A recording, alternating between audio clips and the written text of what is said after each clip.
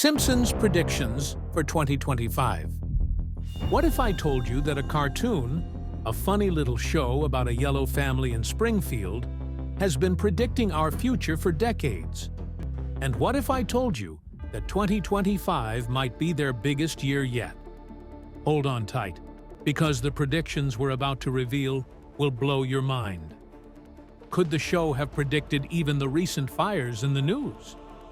Since 1989, The Simpsons have been entertaining us with their quirky humor and bizarre antics.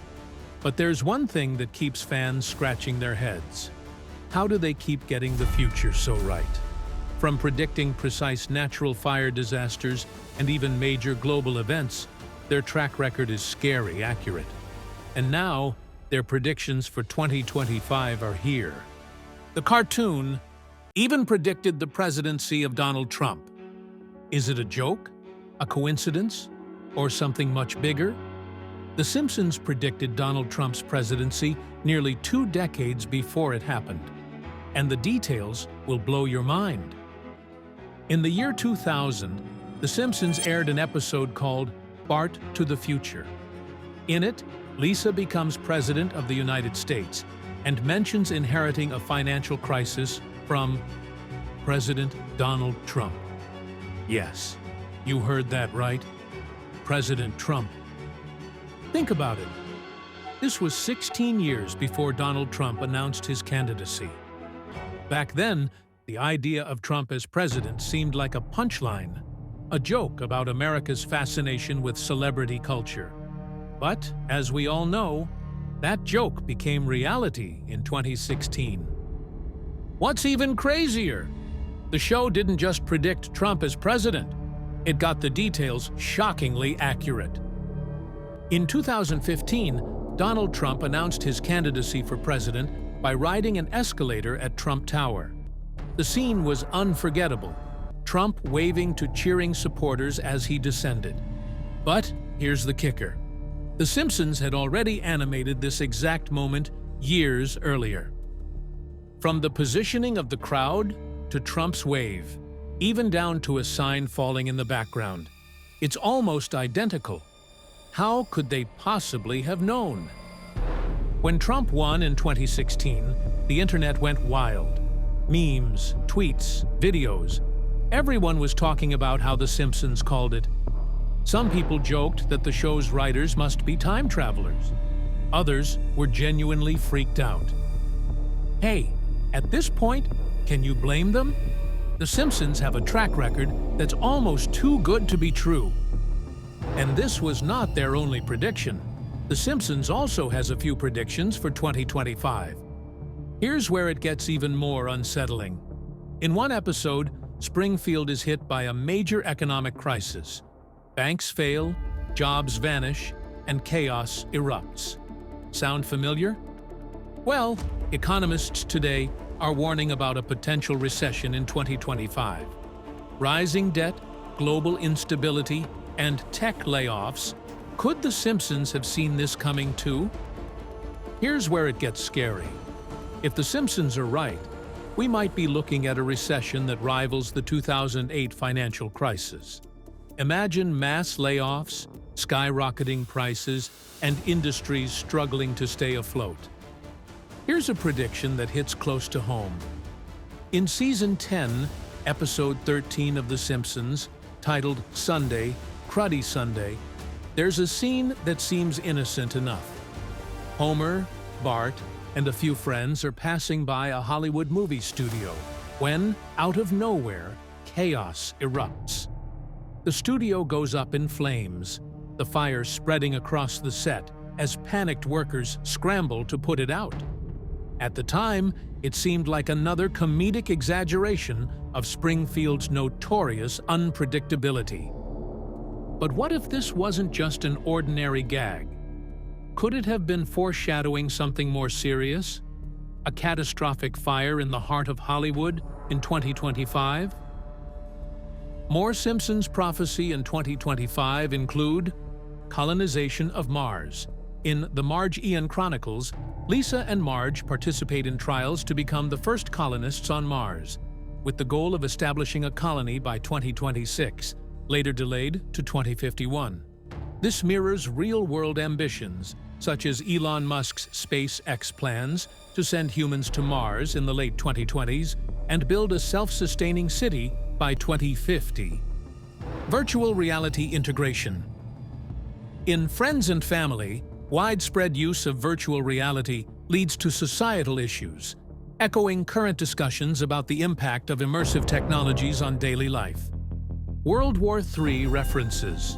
Early shorts and episodes reference World War III, reflecting ongoing global tensions and the ever-present concern about large-scale conflicts. While these episodes present fictional scenarios, they often resonate with real-world developments, leading to discussions about the show's prescient nature. Here are additional predictions and connections from the Simpsons episodes that resonate with current and future trends potentially relevant to 2025. Increased surveillance and loss of privacy. In Homer Badman, surveillance and media sensationalism take center stage. By 2025, with advancements in facial recognition, smart cameras, and data collection, privacy will likely remain a significant concern. Here's a wild card. In one episode, Springfield is caught in the middle of a political showdown between two superpowers. The world teeters on the edge of conflict. Fast forward to today, and tensions between global powers are rising. Will 2025 be the year things come to a head? And could The Simpsons have predicted the next big geopolitical crisis? First things first, The Simpsons writers are geniuses at spotting trends. They're not fortune tellers, they're observers. The show started in 1989, during a time of rapid technological, political, and cultural change. The writers didn't just pull ideas out of thin air. They looked at where society was heading. But hey, even the best have their off days. For every prediction that hits the bullseye, there's one that totally misses the mark. Remember when they predicted a colony on Mars by 2012? Spoiler alert, we're still stuck here on Earth. However, there is a more accurate prediction that we can look forward to. The Bible is a history book unlike any other available in any public library. Its history starts with the Earth's creation and ends with the world's end. This is the only history book that covers such a broad range of events on planet Earth, partially because no one was present at the beginning to witness and document it, and therefore, no one can write the beginning of our world authoritatively. We are the only people in the world who know how it will all end. That is unique. The Lord did not reveal the future to his followers to satisfy their curiosity. He showed it to prepare them so that they would not be surprised when it arrived and that they would not misinterpret it. Be grateful that Jesus was so forthright in sharing the future for us. People ask, are we in the end times? However, the Bible talks of the last days, and we have been in those last days for 2,000 years. The last days, they started at Pentecost, where the first prophecy of the last days was fulfilled. Every Christian generation should live to be ready for the Lord's return. The Bible is a book full of predictions. Its pages contain 735 predictions about the future. A prediction can be found in 1/4 of the Bible's chapters. From beginning to end, it is basically a prophetic text, though some books focus more on predictions than others. 596 of the 735 predictions have indeed occurred and have literally come true according to the scripture prediction. So, 81% of all Bible prophecies have already come true, and some of those prophecies were made centuries before the case. It doesn't take much confidence to believe that the remaining 19% will happen as well. That's a very high score. The Bible has proved 100% right for every prediction that could have been fulfilled by now. Of the rest, most of them are concerned with the actual return of Jesus and what follows after that. How many of these predictions remain to come true before Jesus returns? The answer is about 20, and we're watching to see those happen first, before we look for the Lord's return. Jesus told us to watch and pray. What do we watch? We cannot stand still and watch the clouds to wait for him to appear. That is not what he meant. He meant, keep an eye on what's going on in the world and see what signs I gave you to help you prepare. Signals are the signs. So, let's look at Matthew chapter 24, where the disciples asked him, "What will be the signs or signals of your return?" What would we do if we don't know when it's going to happen?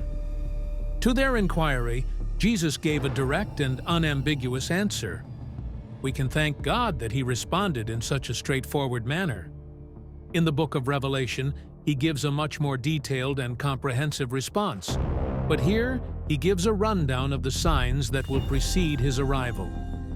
The disciples approached Jesus secretly as he was seated on the Mount of Olives.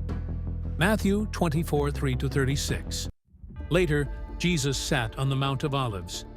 His disciples came to him privately and said, "Tell us, when will all this happen? What sign will signal your return and the end of the world?" Jesus told them, "Don't let anyone mislead you, for many will come in my name, claiming, 'I am the Messiah.' They will deceive many, and you will hear of wars and threats of wars. But don't panic. Yes, these things must take place, but the end won't follow immediately. Nation will go to war against nation, and kingdom against kingdom. There will be famines and earthquakes in many parts of the world. But all this is only the first of the birth pains, with more to come. Then you will be arrested, persecuted, and killed. You will be hated all over the world because you are my followers. And many will turn away from me and betray and hate each other. And many false prophets will appear and will deceive many people. Sin will be rampant everywhere, and the love of many will grow cold. But the one who endures to the end will be saved. And the good news about the kingdom will be preached throughout the whole world, so that all nations will hear it. And then the end will come. The day is coming when you will see what Daniel the prophet spoke about, the sacrilegious object that causes desecration standing in the holy place.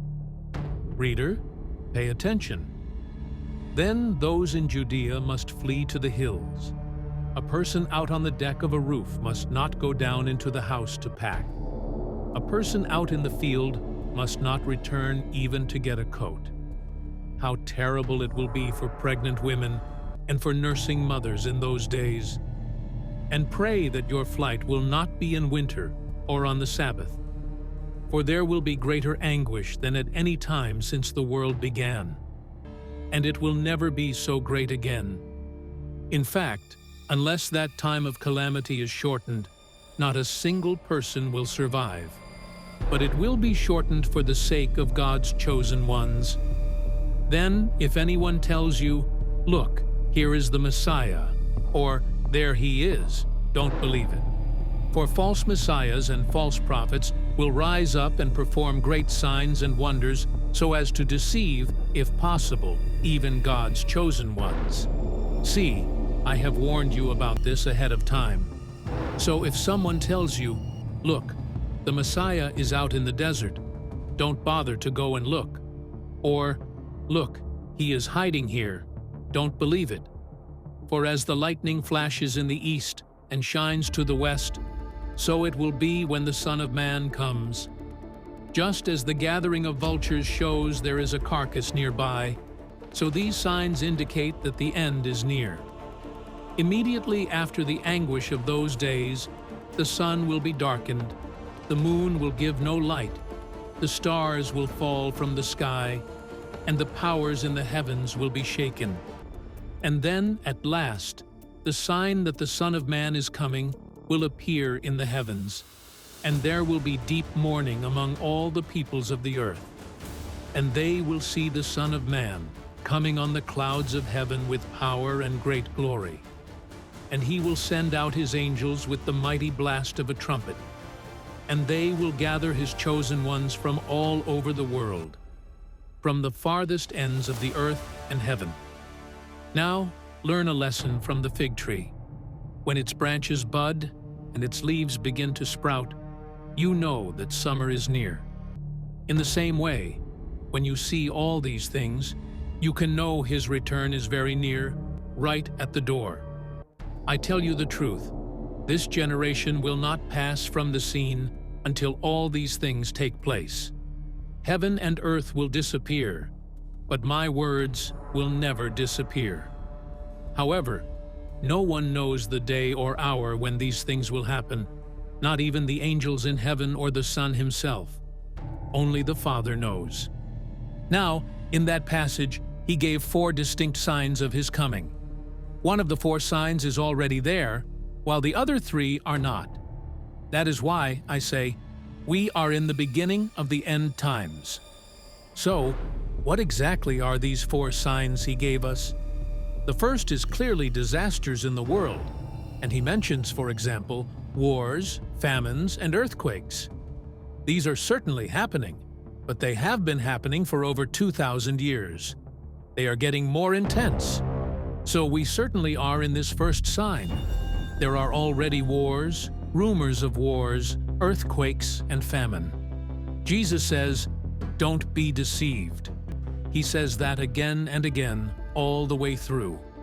As we get nearer to the end, the danger is deception, both inside and outside the church. In this case, he says, from false Christs, false messiahs, people who will take advantage of the turmoil of natural disasters to present themselves as saviors. There are well-known examples of people who pretended to be saviors and led people into desert locations, only to end in tragedy. However, there are many false Christs, false saviors, who claim to be the promised deliverer from all our troubles. The more problems there are, the more false deliverers there would be. But, as Jesus advises us, don't be alarmed. Don't be worried when you learn of a new war, a new tragedy, or a new famine breaking out.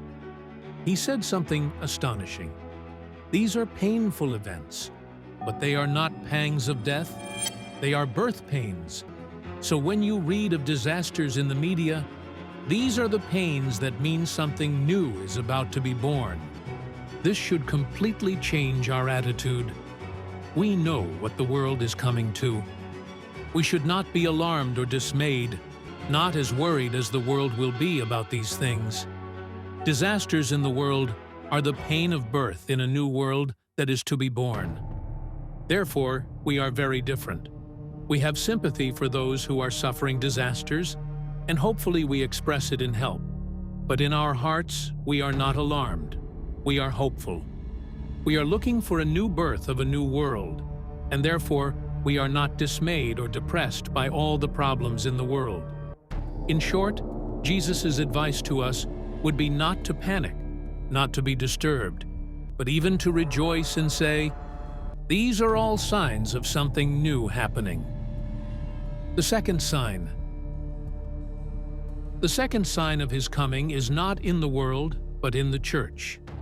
Disasters in the world are the first sign. The church, not the world, is the second sign of his coming. Just as he divided the first sign into 3 parts, wars, earthquakes, and famines, he divides the second sign into 3 parts, all of which occur within the church. The first is persecution, that we will be hated in every nation. The second aspect of this sign would be a significant reduction in the church's size. Most people's love will grow cold. When the whole church is under strain, many nominal Christians, if not all true Christians, would leave. Under the burdens of universal persecution, their love would grow cold. That's a very depressing sign. The big surprise in the third part of the sign is that the gospel will be preached to every racial group. The third part of the sign is that the gospel will be proclaimed. A smaller, purified church would have a greater impact on the planet. That is exactly what Jesus is implying. False prophets can be a source of deceit in all of this. We are aware of the teachings of false prophets. When there is no peace, they teach peace. Rather than being a source of challenge, their message is one of comfort. It's all right. It won't happen, they'll say. All is fine. Everything is fantastic. The church is in good hands. That is a false prediction. They may be to blame for the large number of people who would leave the church at that time. Now, Jesus' advice is to keep going. Don't give in to these false prophets. Whoever perseveres to the end will be saved. When that sign occurs, when all aspects of the church are despised by the world, that is Jesus' advice to all Christians. Why should that be the case?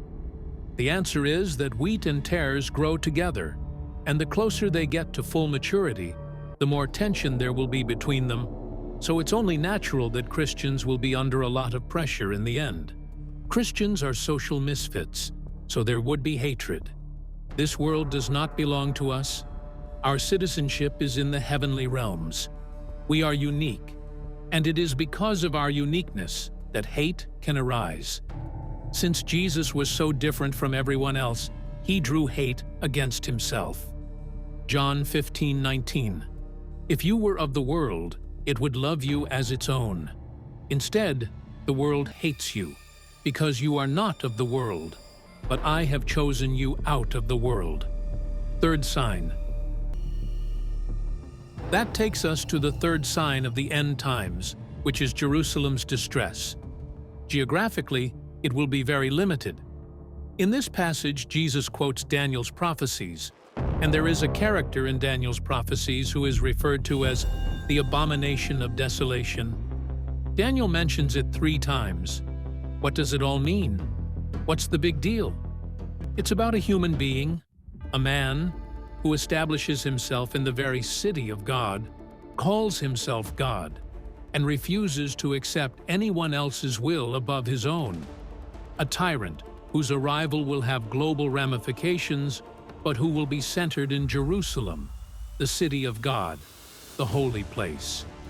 Then Jesus says that the 4th sign of his coming will come immediately after that. So we shall know when he is coming. We shall be ready. When that sign comes, there will be no danger of false prophets or false messiahs. There will be no deception. It will be too quick.